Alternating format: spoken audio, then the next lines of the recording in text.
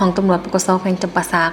สร้างกระบวนการแข่งขันบานเตมิตรภาพเนื่องในวันต้านและสกัดกั้นยาเสพติดสากลครบรอบ32 ปีขบวนการดังกล่าวได้จัดขึ้นในถ่ายทิศที่ผ่านมาอยู่ที่สนามกีฬาบ้านพลงามนครปากเซแขวงจำปาสักนำโดยทานพันโทบุญทรงจันทวงศ์ศักดิ์หัวหน้าห้องตำรวจปกส.แขวงจำปาสักมีทานพันโทไพจิตรสัญญเดชห้องตำรวจทางเป็นหัวหน้าแผนกสืบสวนสอบสวนปกส.แขวงจำปาสัก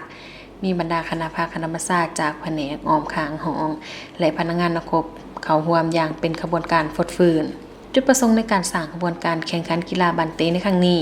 แม่นเพื่อคำนับตอนวันต้านและสกัดกั้นยาเสพติดสากลครบรอบ32 ปีคือวันที่26 มิถุนายน ปี 1987 ห้ามที่26 มิถุนายน 2019พร้อมนั้นยังเป็นการสร้างขบวนการเพื่อความสามัคคีมิตรภาพระหว่างคณะภาคคณะบัญชากับบรรดาพนักงานนักรบในตัวของตำรวจปกส.แขวงให้แน่นแฟ้นขึ้นกว่าเก่ามีสุขภาพเข้มแข็งแข็งแรงเพื่อสืบต่อปฏิบัติหน้าที่งานให้ประสบผลสำเร็จผ่านการแข่งขันที่เต็มไปด้วยบรรยากาศอย่างเป็นขบวนฟดฟื้นมวลซื่นนั้นผลปรากฏว่าทีมจากแผนกสืบสวนสอบสวนเอาชนะทีมคณะของตำรวจได้12 ประตูต่อ 9